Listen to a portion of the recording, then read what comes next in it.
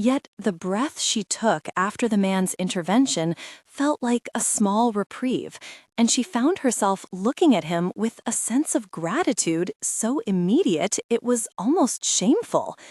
"Thank you," she said, the words half for the old man, half for the stranger. He inclined his head. "You shouldn't give away your last coin." She laughed, half at the rebuke and half at the intimacy of it. Someone had to. "I will buy you a tea," he offered. It was not a polite offer, it was a statement, as if the offering of a cup could erase the day's pinpricks. She hesitated, then let him lead her to a stall that smelled of chrysanthemum and fried dough. They sat on plastic stools, and the market's hum softened like a recorded track turned low.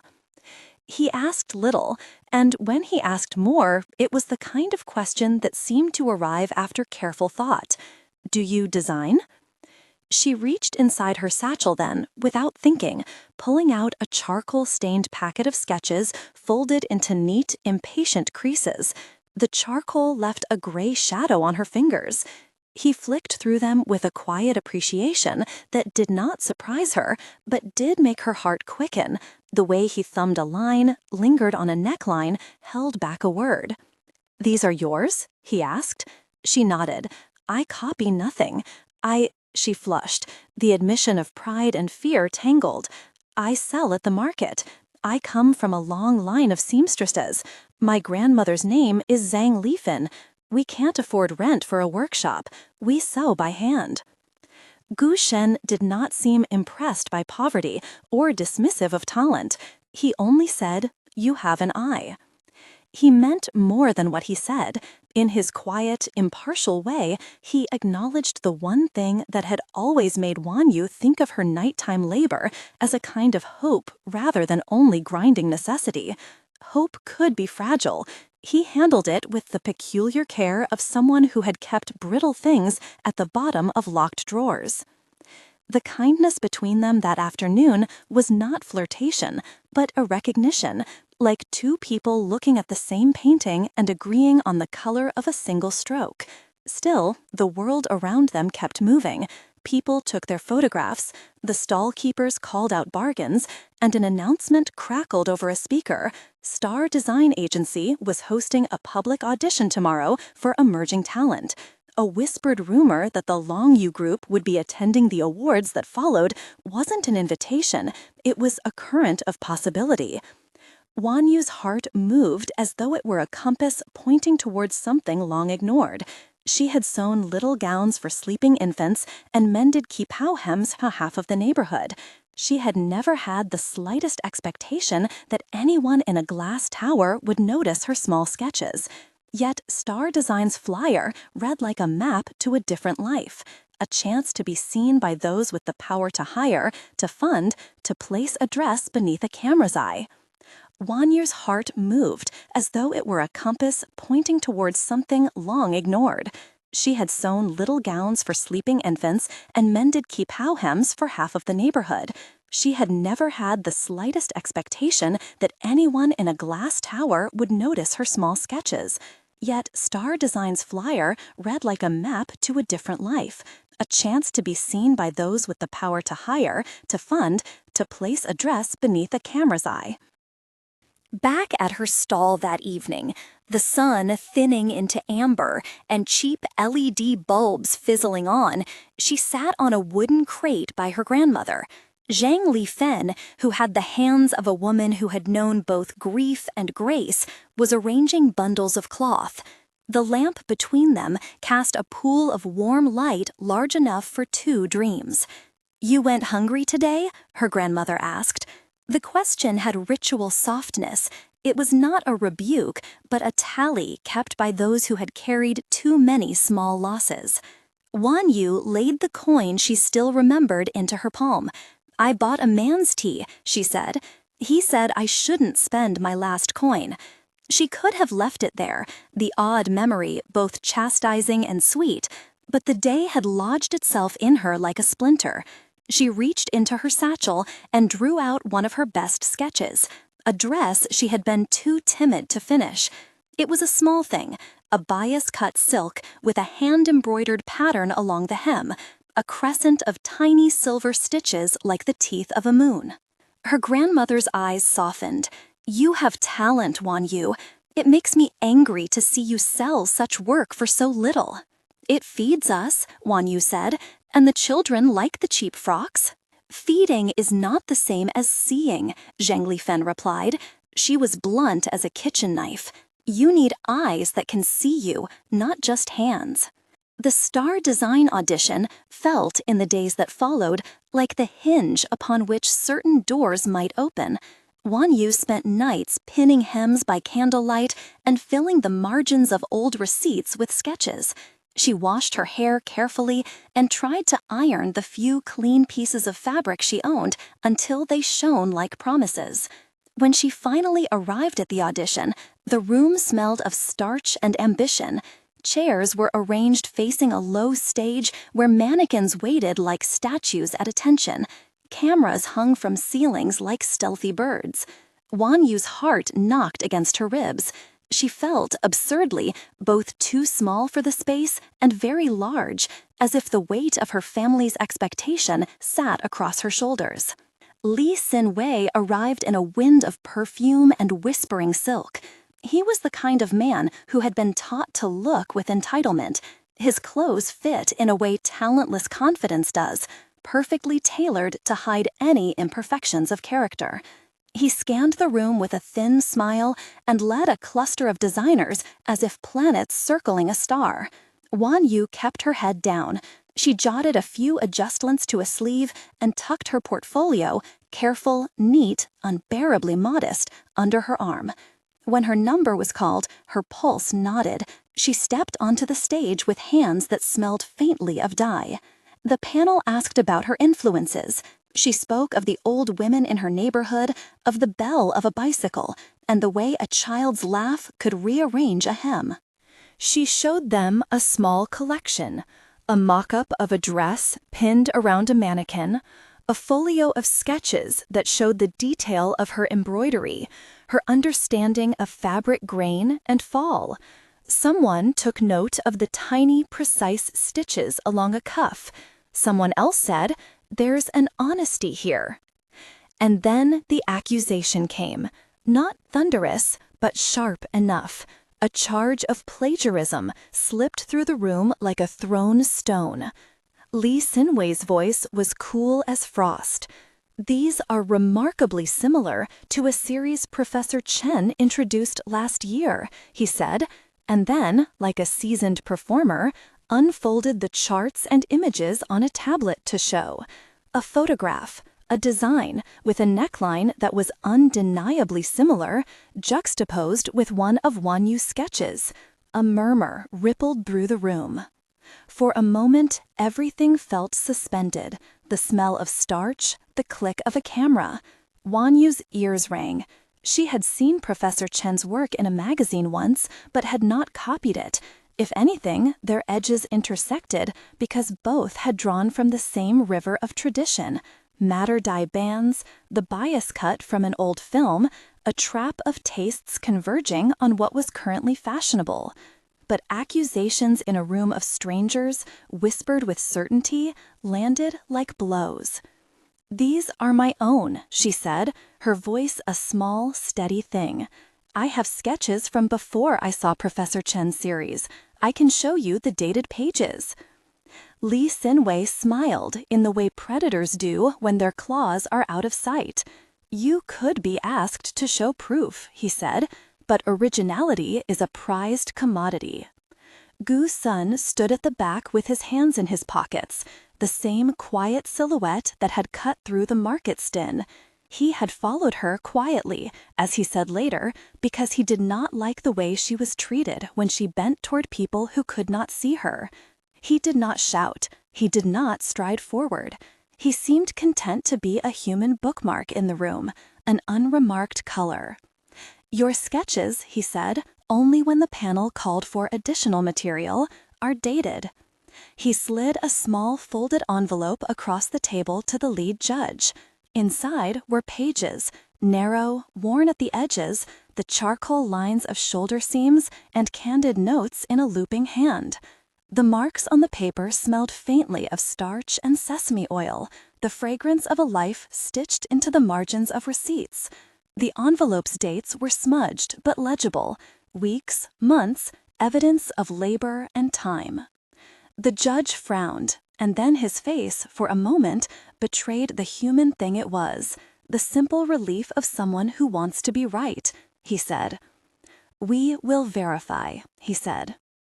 Verification took time, and time was an arid thing in a room that valued immediacy. Lee Sinwei posted a whisper of ridicule on a design forum that afternoon, a photograph of Wanyu's satchel on a bench, captioned with the smallest of contempt. Within hours, the image caught like tinder. A few of the more vicious comments sketched elaborate narratives: the market girl as a fraud, the poor as thieves of taste. Wanyu read them at the market one morning with her grandmother's hand over hers, as if to shield them both from the cold. Her cheeks were hot. Beneath them, something like a marrow-level ache. "Why would they choose to hurt us?" her grandmother asked. She had never learned to gloss over anger. Instead, Zhang Lifan turned it into a sort of practical offense. "They are frightened of where you might go," she said. "Talent terrifies those who have never needed it." "But talent doesn't pay the rent," Wanyu whispered. "Sometimes people confuse hunger for weakness," Zhang Lifan said. "You must let them see you are not hungry for their acceptance." That night, the market felt like a place that had swallowed the morning and kept its shape. Wanyu worried about an interview that now had the heft of public scrutiny. She folded the charcoal sketches and kept them by her pillow, fingers tracing each line as if following a roadmap. The next day, the panel called her back.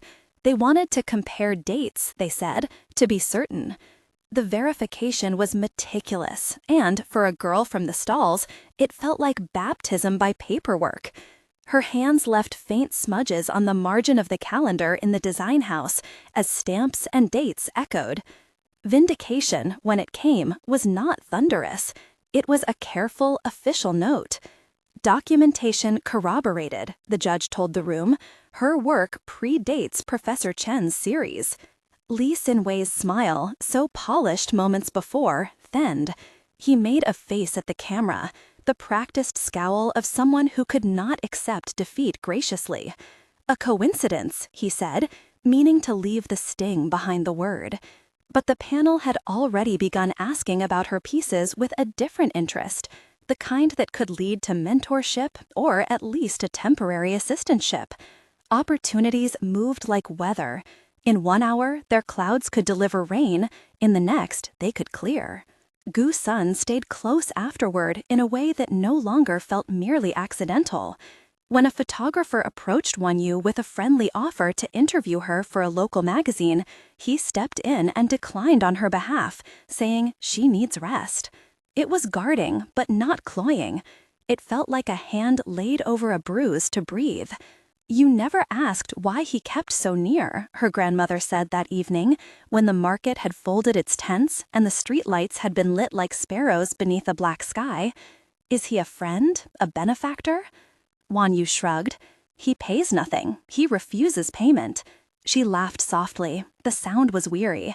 "He says I should not spend my last coin." There was a peculiar intimacy in being protected when you had not asked to be. It suggested there were worlds where people would pay for the ability to preserve a modest dignity.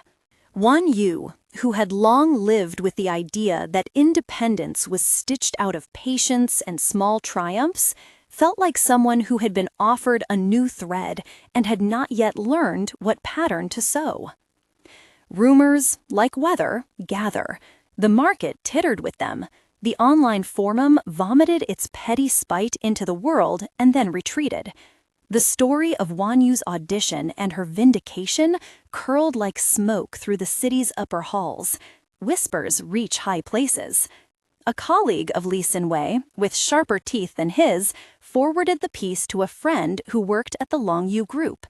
The Longyu group was a different kind of weather, a frontal system with the capacity to drown markets in its shadow. Gu Shun's presence became a hinge in Wanyu's life.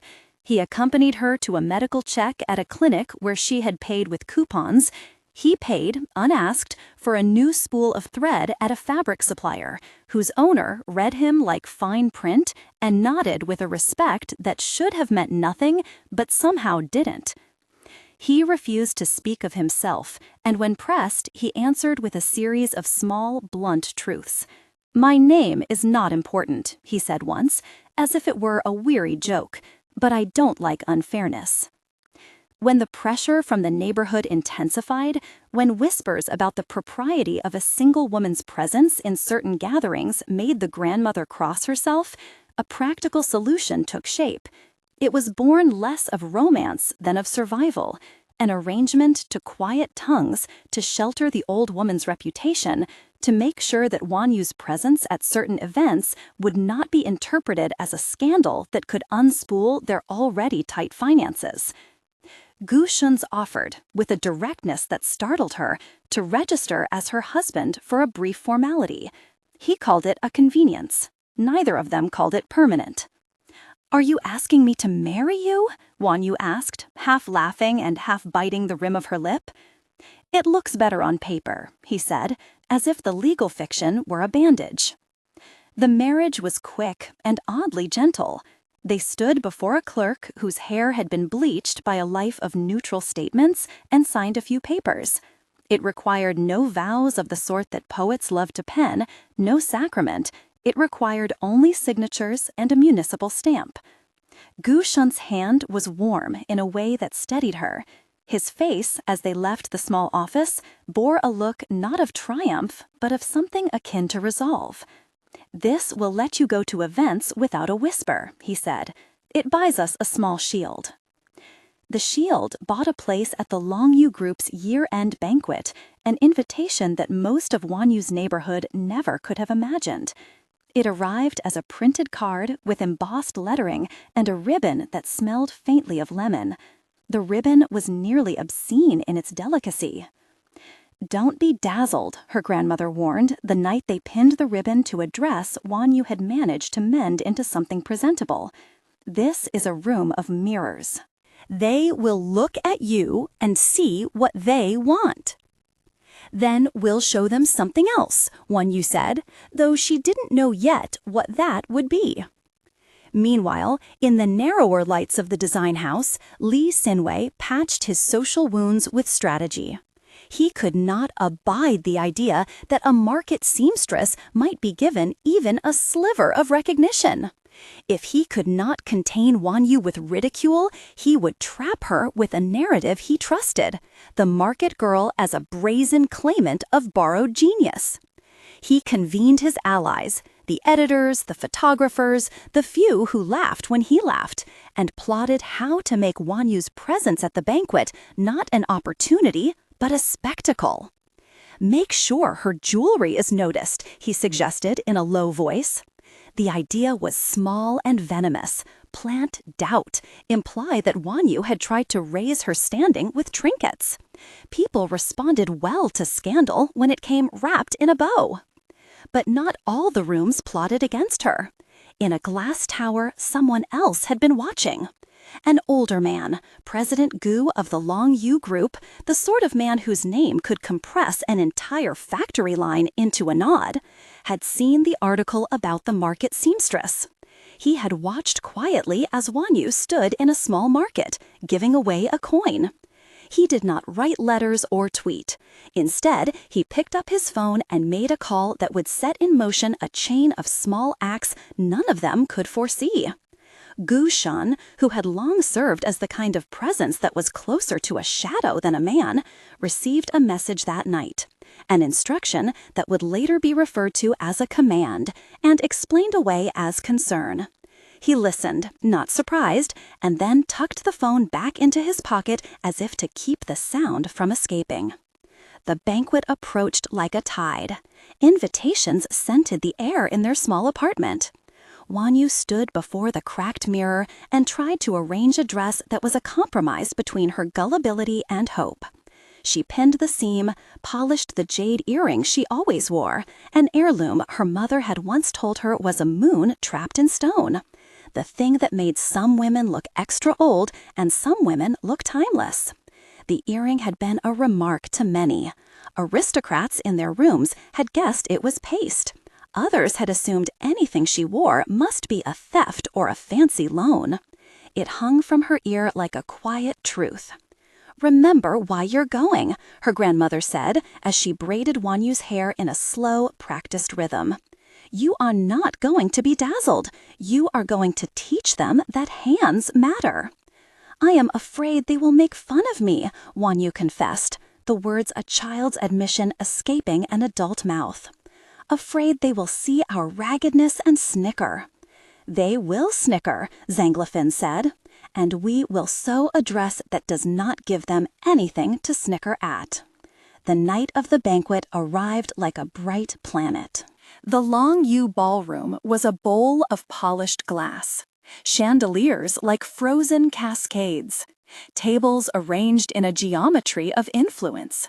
Men in suits that had been brushed with a private fortune, and women with hair styled into deliberate art populated the room. Cameras took pictures like hungry birds. Wanyu stood beside Guashun, who was now more clearly at ease in this world than anyone had guessed. He wore the quiet armor of tailored cloth and the same measured expression. People glanced at her with the kind of curiosity that looks like concern and sounds like inspection. A camera flashed. Someone murmured praise of her dress's cut. For a breath, she believed it might all be simple, the room like a fishbowl, and she a bright, unexpected fish that everyone wanted to admire. But the room was full of currents. At a nearby table, Shu Yitong, the sort of woman whose purse alone could buy a seamstress's lifetime, took in Wanyu with a hard, appraising gaze. She had the patience of someone who always got what she wanted, and the venom of someone who could not abide any narrative in which she was not at the center.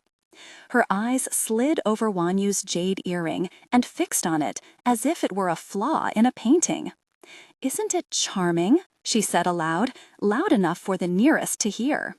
Her voice had the practiced cadence of insult wrapped in curiosity. Where does a market girl find such a piece that looks too precious for her? Li Xin Wei, never far from a chance to sharpen a blade, caught the whisper and smiled. "Appearances can be," he began, and his finish was the sort of sentence meant to seed doubt and watch it grow. What had been a glimmer of possibility now bristled with danger. Wanyu felt eyes on her like an examining hand. People's smiles curdled into patronizing interest. She clutched the edge of her napkin and felt the pressure of 1,000 honest seams drawn taut. Here, in this curated light, her work would be seen not only for its craft, but for its owner. A woman who had given her last coin away in a market and who wore a jade earring like a question. The banquet's rhythm shifted. Someone proposed a toast to talent, an elegant platitude, and then announced a philanthropic auction. The room shifted then with the buoyancy of those who owed largesse to their image. A charity for elder care, nursing homes with good linens and a lack of the small comforts that made rooms habitable, would receive proceeds. Wanyu's heart warmed. She thought of the old man from the market, of her grandmother's calloused hands, and felt the pull of a kindness she had given without calculation. She did not yet know whether this room's largesse would translate to real help or only to a photograph, but the idea of resources pointed toward a possibility she had not dreamed. As the auction progressed, a few of the room's conversations darkened into the habit of the entitled. "How quaint," said one voice. Someone else assumed the jade was costume. Someone else suggested that Wanyu's presence was a stunt.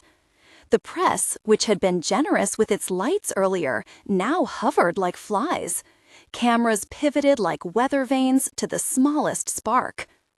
Wanyu refused to be reduced to an object of curiosity. She stood and, in a voice that surprised even her, asked to speak. The room hushed with the sick, sweet sound of attention. She told them, plainly, about the market, about Zhang Lifin, about the sewing lamp that had been an ancestor at every corner of her life. She told them why someone would give a last coin, not out of charity theatrics, but because people knew each other's edges and sometimes chose to soften them. There was applause, soft as paper. Someone at the foot of the table, President Gu, whose profile had been a distant, unobtrusive presence the whole evening, nodded in a way that felt to Wanyu like a small handshake of solidarity. Later, a reporter would say that the room had been moved. For Wanyu, it was a simple exchange of truth for a brief period of attention. Not all attention is friendly. When the auctioneer raised a lot, an apparent donation in Wanyu's name meant to fund a new wing for the nursing home where her grandmother once worked, there was an intake of breath. It was a hopeful motion. Some people at the table bid with generous abandon. But not everyone looked kindly on the idea of elevating a market seamstress to the status of a patron. The whisper rose again, and with it, someone in the room slipped a vial of a clear liquid into a glass in a manner that required a concentration of malice and a blink of good fortune. Wanyu did not see the hand. She only felt the sudden shift in air as someone nearby gasped. A woman at the table cried out because the glass across from her had a strange residue, a faint smell like metal. Eyes darted, and in one moment, the ballet of civility splintered into a jitter of survival. A party favor champagne bottle was knocked askew, and a man's cuff flicked a napkin into a bowl. People muttered. Someone cried that a vial had been placed with intention. Photographers scrabbled for new angles. It was a small thing, the kind of sabotage that wanted only to frighten, but in the space it created, someone with a ready tongue would have a narrative. The market girl with the precious earring standing gracelessly seconds before someone played at scandal. The room, for a brief breath, turned into a court of rumor. Gu Shun stepped forward then, not with a bellow, but with the clear, efficient movement of someone who had trained for crisis in a life that expected him to be precise. He cleared a space, knelt gently to retrieve a toppled glass, and felt for fingerprints on the rim in a way that asked fewer questions than it answered. A few attendants, sheepish and hurried, volunteered to check the coat rooms and the waitstaff. Cameras whirred. The night's sheen faltered. Wanyu felt suddenly like a puppet moved by unseen strings. She had been careful to be honest, to stand for the people who made her, to give away the money she didn't have, and now a room of patience delivered its own judgment. She looked to Gu Shun, who offered nothing but a lifted hand and the shadow of protection. For a moment, she permitted herself a thought, that hands could still be used for more than labor. They could shield and rescue. But she also felt the prick of discomfort. She knew that rescue bought a debt of visibility that could be both shelter and chains. After the incident, the cameras pounced on the simplest narratives. Wanyu's jade earring, once a private token, was held up to the lenses of those who wanted a headline. Someone suggested it might be paste. Someone else, with a practiced smile, suggested it was a prop. The conversation circled around authenticity, which is a polite way of talking about value. Zhu Yitong's eyes narrowed into a small, predatory shape. She saw a piece of theater, and theatrics required choreography. If she could make Wanyu's truth a subject of doubt, she could keep the girl in a place where the powerful could control the narrative. Li Sinwei, smelling the opportunity to push Wanyu into a corner that might prove profitable in social currency, leaned closer as if feeding a flame. It will be fascinating to see where the jade comes from, Zhu Yitong purred later that night in the private room off the ballroom. If it's real, our market friend will have a story we can't ignore. If it's not, the spectacle will be delightful. Either way, Li Sinwei murmured, we will come out polished. Their words were small and poisonous. They did not plan a simple smear. Their plan bore the sharpness of people who had always been able to buy consequences. They would test, they would push, they would make a show of Wanyu until someone watched and laughed and forgot the seamstress who had given away her last coin. The banquet drew to a close with the long notes of a piano. Wanyu left the building with Gu Shun at her side, the cold night hitting her like a brisk hand. Outside, the city's lights made a lattice against the dark, and she felt both larger and very small. Someone had offered to buy the nursing home wing. Someone had whispered that her earring might be fake. The world had given her something and taken something in the same breath. That night, in the cramped warmth of her apartment, she sat with her grandmother and the lamp that shook as if from a memory of wind. She thought about the old man on the curb with the coin in the cup.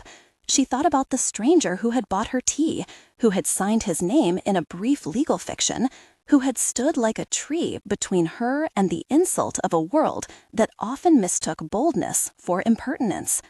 Outside, the city slept in clusters. High above, the Longyu Tower blinked like a lighthouse. Wanyu traced the seam of a sleeve with a fingertip, feeling the dent where her fabric had been folded. She had been given a place at a banquet, a view into a room that could rearrange lives. But she was not naive. She had seen how quickly a room could change its mind. She had learned the weight of a last coin and the ripple it made. Meanwhile, in a suite high above the city, Shu Yi Tong tapped a glass against her calm, as if testing the ring of sound for sharpness. "We cannot have someone like that taking our light," she said, eyes cold as cut glass. Li Xin-wei smiled his careful, practiced smile. "We will make sure she learns her place." Gu Hun, who had returned to his own room that night, stood at a window and watched the city's heartbeat. He placed his hand over the small object he carried, an unassuming piece of metal that his lineage had long used to order things into motion. And for the first time in many quiet days, he felt a conflict not inside him. He had not wanted the marriage to be more than a shield. He had not wanted to reveal his connection to the towers that cast their reflection across the city. Yet now, as a network of those towers began to take notice of a seamstress who gave away her last coin, he wondered whether the shield was enough. On his desk, a nameplate lay face down. The next day, a message arrived for Wanyu, an invitation, engraved and polite, to visit the Longyu headquarters as a guest designer for a special collaboration. It could be an opportunity, he thought. It could also be a stage. Wanyu read the invitation by the dim light. Her hands trembled, emotion equal parts fear and a strange exhilaration. She touched her jade earring and thought of the old man, the coin, and the way Gu had offered a tea without asking anything in return. "What would you do with influence if you had it?" she asked her grandmother softly. Zhang Li-fen, who had seen people make small kindnesses into fortunes and fortunes into small kindnesses, smiled with a tenderness that had learned to be patient. "You already know," she said. "You would give whatever you can with thought. You would not hoard it." There was a pause then as both of them listened to the city. Far-off sirens, a dog barking, the rustle of a delivery truck. Neither of them imagined how small or how great the consequences of a single coin could be. Across town, in a place where the air smelled of lemon oil and lacquer, Shu Yi Tong turned the evening's incident into a plan. She imagined the scene unfolding in the press. A market seamstress at a room of glass and mirrors, jade at her ear, suspected of buying her way in. She imagined the camera zooming, the spoils of ridicule being passed around like hors d'oeuvres, the social status she could reclaim by orchestrating the fall of someone who dared to meet her in the light. "We need a spectacle," she told a small circle of friends who were less loyal than curious. "We will show them how easy it is to buy a story." Li Sinwei's eyes gleamed. He saw in possibility a kind of victory that tasted like champagne and career advancement. He could imagine the headlines, the editorials praising his vigilance. He could see a future where he had prevented a poor woman's ascent and where the cameras would follow him with gratitude. Plans, when stitched together, have seams. They hold for a while, until something insists otherwise.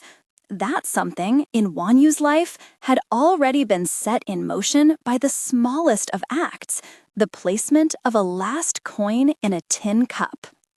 She slept that night with the invitation under her pillow and with the memory of the market's dust in her hair.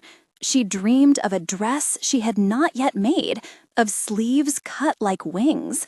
She did not know that beyond the ballroom's glass, someone had begun to count steps, to map the small corridors of her life, and to decide which of those steps should be encouraged and which should be tripped.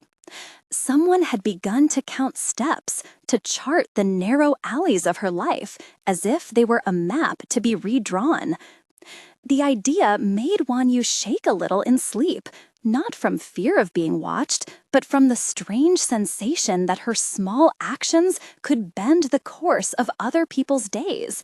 She woke with the memory of the market's warm air and the old man's thin benediction on her tongue. The last coin lived now as a quiet knot in the fabric of her life, tied, visible, strong.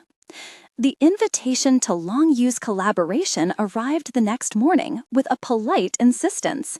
It called her a guest designer with an elegance that could not hide its assumption of power. Wanyu read it twice, fingers pressed to the paper until the letters blurred. This was, undeniably, an opening. But in the back of her mind sat the cup on the curb, the old man's surprised smile, the way Gu Shun had told her not to spend her last coin. Possibility felt like a garden she had not planted but was suddenly asked to tend. Before she left for the headquarters, there was a moment in the market that would not leave her alone. A mother came with 2 children, one of them with a torn sleeve. The little one pointed at a pale dress hanging on Wanyu's rack. "Please," the mother said quietly, as if apology were necessary for asking. Wanyu looked at the dress, simple, neat, and then at the hand that cupped the child's chin, the calluses of someone who worked. She pulled the dress off the train and handed it over without thinking of payment. The mother's eyes filled, and she embraced Wanyu awkwardly, thankful in a way that had nothing to do with discount codes or publicity. That exchange sat heavy in Wanyu's chest as she rode with Gu Shun toward the Longyu Tower. He drove as if wrapped in routine, steady hands, the small efficiency of someone who had learned to make invisible the things that should not be seen. The city curved away, and the skyscraper rose like a promise written in glass. She felt both like an intruder and like someone blessed by an odd grace. Their meeting at Longyu took place in a room whose windows held the city like a painting. People moved through the hallways with the composure of those accustomed to decisions that altered livelihoods. Wanyu felt both intimidation and a thrilling certainty that this was where her work could be amplified, not stolen, but stitched into something wider. President Gu received her with the courtesy of someone who had learned to read people before judging them. He was precise in his questions and gentle in his judgments, and when he asked about the jade earring, it was with a curiosity that bent toward respect. "It has history," Wanyu said. "My mother wore it. She said women kept pieces not for value, but for the way they tethered us to memories." The elder man nodded, as if he had also kept things not for their price, but for the line they made between one life and another. He listened when she spoke about seamstresses and nights by the lamp and the market's honest noise. Then he did something that surprised Wanyu. Not a job offer, not a contract clause, but an offer to let her curate a small capsule collection with the design house, under mentorship. with wages and a short-term stipend for her grandmother's care. It was a hand extended that acknowledged both talent and need. "Take it if it helps you create," President Gu said. "Take money for what must be repaired. But remember, influence is useful only if it is used for something other than prestige." Wanyu felt hot with gratitude and, oddly, a sense of accountability that lessened the flutter of being chosen. When offered a position, she asked not only for a desk and a contract, but for a promise that her community would not be erased in the process. She asked that apprentices from her neighborhood be considered, that fabric suppliers they had relied on not be cut off in favor of glossy names. The request carried a naivete and the slow force of someone who had learned that dignity is not a thing to be taken, but a thing to be defended. The Long-Yu executives surprised her by agreeing. President Gu's influence, she later understood, did not merely buy goodwill, it steered policies. He could nudge procurement toward local sources or set aside a temporary fund for community-based apprenticeships. Gu Shun, standing at the periphery with the composed face of someone who had played his part quietly for years, watched her sign the preliminary papers. There was no pomp. It felt like the beginning of a work ethic formalized. But not every seed grows in calm soil. The internet had become a storm.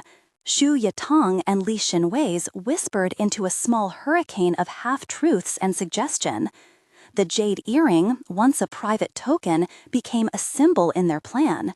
If it was real, they would smear her as opportunistic. If fake, they would mock her audacity. It was a gamble they felt privileged to take. Wanyu's name trended briefly on a design forum. The language was cruel but familiar.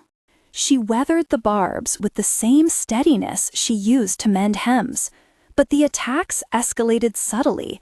Equipment keeps the rhythm of escalation. A misdirected package that arrived at her aunt's house, a threatening letter left taped to the door of the fabric supplier, an unknown number that rang at odd hours. These were not direct yet violent acts. They were vibrations under the foot of her life, meant to unsettle and to show her the world could be turned by those with capital. Then the stagehand of their plan stepped in. Not a man of obvious malice, but a contracted fixer Zhu Yitong had obtained through whispered connections, a group used to moving people who could not be watched in light. The plan the socialites crafted did not plan to slander Wanyu quietly. They wished to create a spectacle that would keep her small. They thought to orchestrate a disappearance long enough to discredit her, a mystery that the press would chew, a missing seamstress who had allegedly been taking advantage of elite generosity. They did not expect Gu Han's reaction. The kidnapping was swift because of its simplicity. One evening, after Wanyu had stayed late at the design house to adjust stitches for a prototype, a black van pulled up outside the loading dock. Men with low voices and gloves approached and, relying on a combination of surprise and a momentary misdirection, seized her before she could call out. The world contracted into the metallic smell of a van and an exclamation muffled by a hand. They bound her wrists with coarse rope, and for a while she could only hear the thud of her own heart and the sound of strangers' shoes. This is the place to be careful with words. Do not linger on brutality. Every one of the abductors was simply doing a job that deserved being stopped, not described at length. The fear Wanyu felt, sharp, clean, humiliating, must be respected. She did what she could. She kicked, scratched, and called her assailants by their first names when she could guess them, an act both brave and foolish. Among her attackers was one she recognized from the shadowy corridors of the events industry, a face that had once glanced at the market with a look of decisive disregard. Seeing him made her stomach turn. When word reached Gu Hun, who had not left her alone that night and whose instincts told him that silence on the matter would be dangerous, he moved with a ferocity that was all the more terrifying for its calm. He had allies, not merely muscle, but people with capacity to create tracks and cover them. He called the police, and he called people who could watch CCTV footage and cross-check calls. He called President Gu himself. The legal response was immediate. President Gu made it clear he would not allow the humiliation or harm of someone who represented more than the rumor winds to be an open playground for the entitled. Within hours, the city's plainclothes officers were combing the places where shadowed men traded in favors. Gu Shun, with the quiet authority he had always held, coordinated with them, relaying directions, flipping between modes, protector, information hub, the man whose fingers could place pieces on a board. His actions were efficient and precise. As for Wanyu, for a time she felt as if she were floating in a fog of adrenaline. Then a cold clarity washed over her.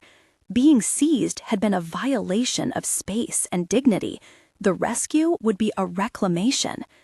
Despite her fear, she remained quiet and observant, memorizing voices, the scent of cigarette smoke from one of the men, a tattoo at the base of a wrist. Her mind checked off small facts like a seamstress counting stitches. The rescue itself was not cinematic in the way some stories make rescues. There were no sweeping heroics with weapons drawn and slow-motion entries. There was, instead, the procedural collapse of a poorly planned crime, a tracked cell phone ping, a vehicle license plate seen on a camera, step-by-step identification, and then an arrival of officers that was inevitably sudden. The van stopped on a quieter stretch by the river. Men moved to bundle her out. The officers, moving with legal authority, surrounded the vehicle and demanded surrender. Gu Shun, who arrived with an identification badge and a face carved calm, stepped forward, an anchor amid the rush. Wanyu, when the doors were opened, fought the impulse to collapse in tears. She is not a brittle heroine in need of dramatics. She is a woman whose life had been roughed up and then restored by people who refused to let the world forget accountability. Officers led the perpetrators away, and they took Wanyu to a hospital for checks and then to a police station to record her statement. She spoke with the bluntness of someone who had been violated and the steadiness of someone who knew the names of stitches. She wanted the record to be clean. She wanted the men to be taken seriously and not to vanish into the tape of scandal. The aftermath, legal, social, took time. Shu Yitang's plan had been reckless and criminal. She and her associates were named in police files as persons of interest. Evidence from phone records, witness statements, and surveillance footage folded their plan into a narrative of culpability. The law moved not as fast as Wanyu's anger, but with a certain mechanical relentlessness that translated into firings, suspensions, and public statements denying involvement. The news cycle, forced to recalibrate when their manufactured tale met factual constraints, shifted to cover the arrests and the charges. Li Xinwei, who had been the loudest in accusation, found that the tide had turned. His ploy to paint Wanyu as a fabricator backfired when investigative reporters, watchful for a firmer story, followed the money, the correspondence, the edits. He had not only accused her, in the process, he had attempted to leverage his influence to shape the images printed in the papers. When his manipulations came to light, his own reputation cracked. He was removed from an editorial seat and suspended from the design house pending inquiry. The professional consequences were real, not petty. Boards and boards of people who tolerated his vanity now looked elsewhere. Zhu Yitang's social world contracted as well. Invitations shriveled. The circles that had once amplified her life began to leak. The scandal's weight landed on her like thrifted concrete. She issued statements, some contrite, some defiant. The law, however, moved beyond optics. Several of the people engaged in the kidnapping were detained. Charges of conspiracy and assault were laid. The public watched as privilege met accountability, and it was a small and fragile satisfaction to witness that collision. For Wanyu, the weeks after the event were both tender and exacting. She recovered physically with rest and care, her body showing the small bruises of a violent moment that would not be defined by shame. More important was the emotional repair. She sat across from a counselor provided through the hospital's support services. and she talked not to seek pity, but to name what had happened and to give it a place so it would not unspool the rest of her life. Her grandmother wrapped her in food and the steady rituals of living, rice properly softened, the lamp kept low enough not to flare. Guo Hun hovered in the ways he knew, by bringing small practical things, paying for medical tests, insisting on legal representation, but never presuming a claim over her recovery. He did not reveal everything then. The question of why he had hidden his position, the quietness of the man who could have used wealth as a wedge, was not solved with a single confession. Instead, his disclosures came slow, like the untying of a knot. He explained that his family had a history woven into the foundations of the Longyu Group, but that his choice to remain a shadow was a deliberate one. Power, wielded without accountability, had the habit of eroding people's agency. He had watched how wealth made complicated the simple acts of kindness he cherished. He had chosen to be close enough to shield, but distant enough not to have someone owe him for every small mercies. "Why not tell me?" Wanyu asked one evening when they sat across from each other in a small courtyard outside the design house, the city's hum a distant lullaby. "Because I feared it would change how you stood in the world," he answered. His words were careful.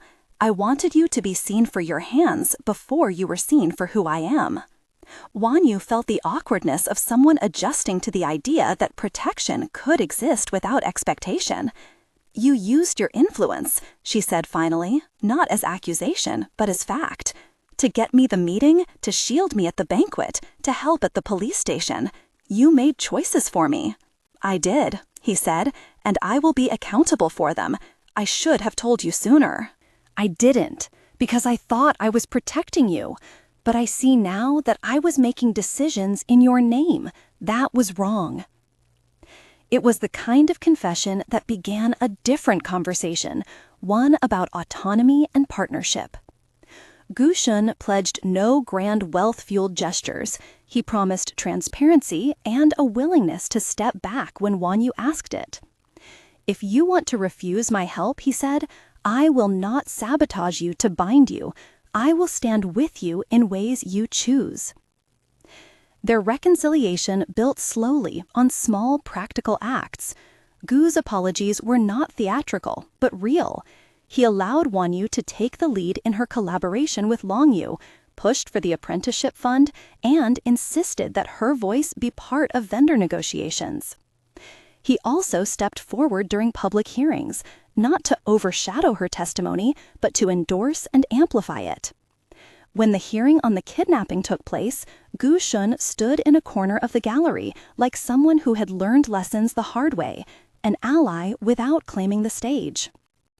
Wanyu, for her part, did not simply accept a life of patronage. She signed the mentorship papers, yes, but she insisted that part of her creative process remain rooted in the market. She proposed a cooperative, an apprenticeship path that would employ women from the neighborhood on a rotational basis, paying fair wages and offering formal credit for those who were entering the trade as professional tailors for the first time. President Gu backed the initiative with a conditional grant, and the design house allocated materials. The arrangement honored the dignity of people who had been dismissed for years as just labor. The jade earring, too, found its place in the narrative. The acid test some had suggested never occurred. It was a ridiculous cruelty that would have harmed the jewelry and risked a dramatic but unnecessary danger. Instead, the earring's authenticity was verified through a connoisseur. An old appraisal from Wanyu's late mother carefully gathered, and a local historian's note tied to the earring's regional style. In a quiet scene, President Gu's lab obtained corroboration from an expert appraiser. The jade was old and real, a small family heirloom of modest value but immense meaning. The truth about the earring did more than vindicate Wanyu. It reversed the sort of moral hierarchy that had been shaping people's treatment of her. Those who had mocked her for wearing it were now left with the petty taste of having misjudged a life. Li Shenwei's social capital shrank. Su Yiteng's parties thinned.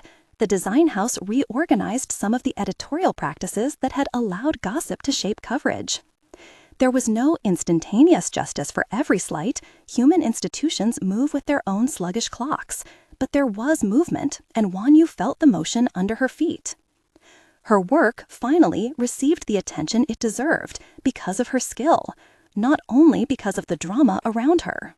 His confession about the lineage that allowed him proximity to power was balanced by action. When he realized the dangers of obscured influence, he made public those parts of himself that had been hidden, not to make her beholden, but to make their partnership transparent. "We will share decisions," he said to her one afternoon as they walked through the cooperative. "I will not use my position again to decide your options for you." "Then be honest," Wanyu replied, "and when power appears, do not let it be the only thing we reach for." They built trust in small, particular ways. Gu learned to make tea in the early hours, an unlikely domestic skill he had acquired as a token of normalcy, and Wanyu let him.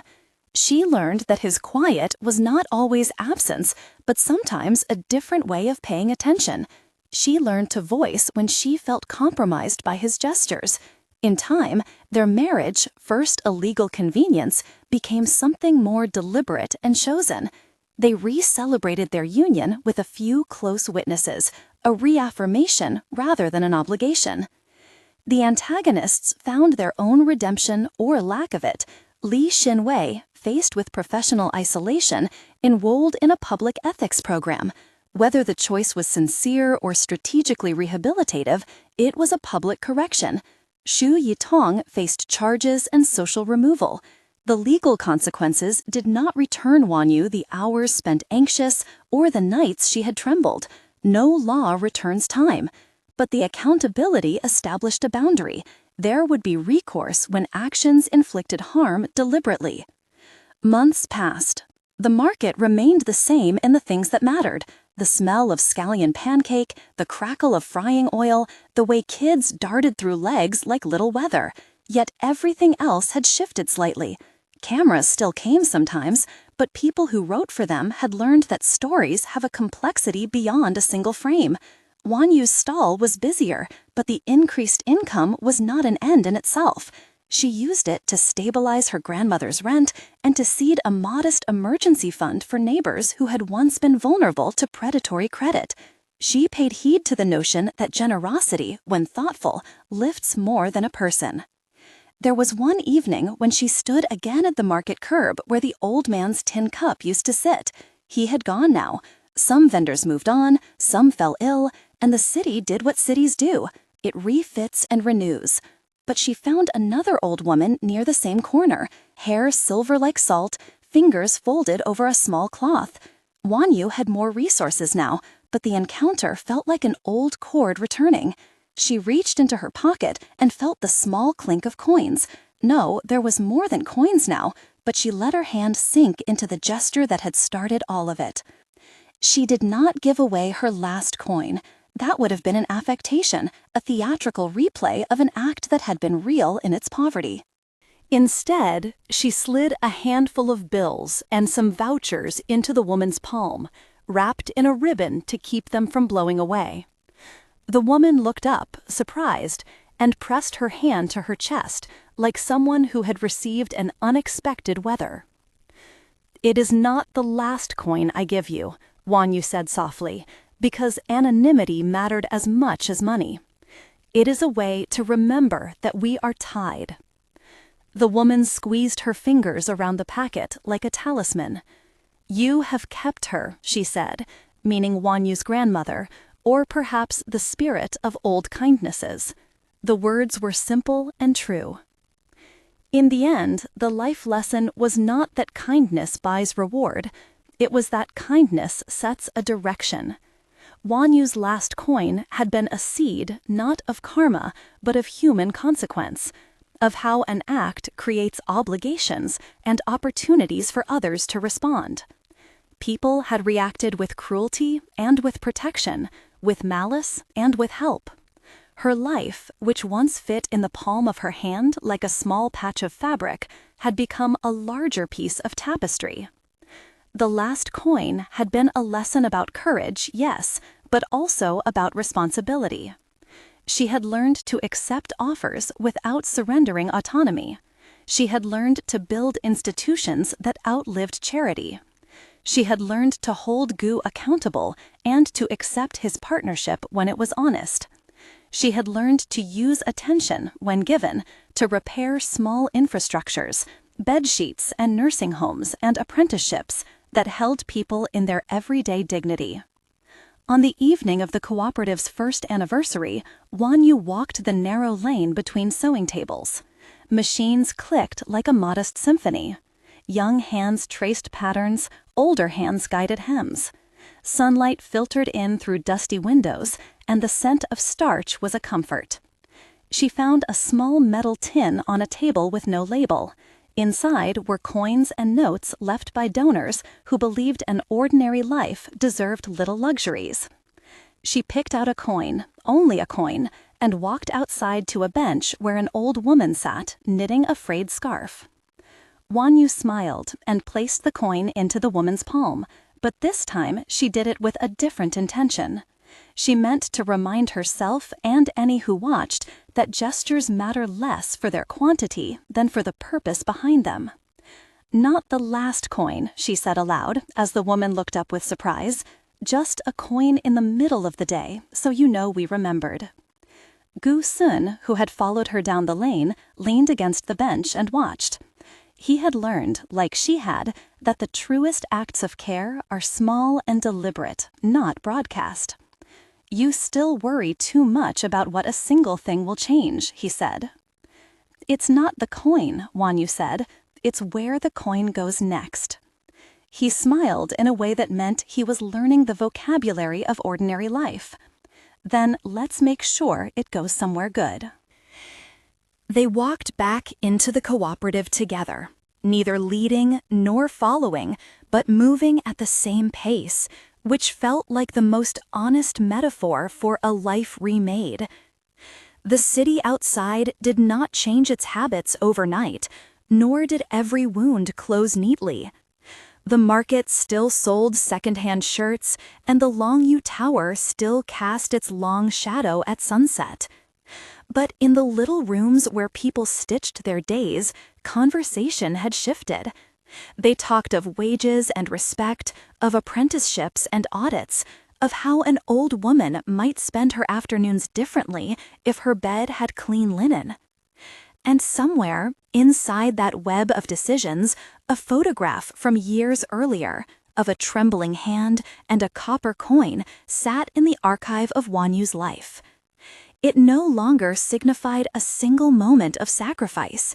It had become a beginning, visible in the lines of the dresses, in the organized ledgers of the cooperative fund, in the polite legal documents that held perpetrators to account, and in the quiet between two people who had learned to make promises without conditioning the other's worth on silence. If you remember one thing from this story, let it be that small acts are not small when they are chosen with respect. If a last coin can start a chain of events that brings us to this table, where wounds are tended, where theft is named, where power is used to create structures of care, then perhaps there is a thread for us all in that copper glint.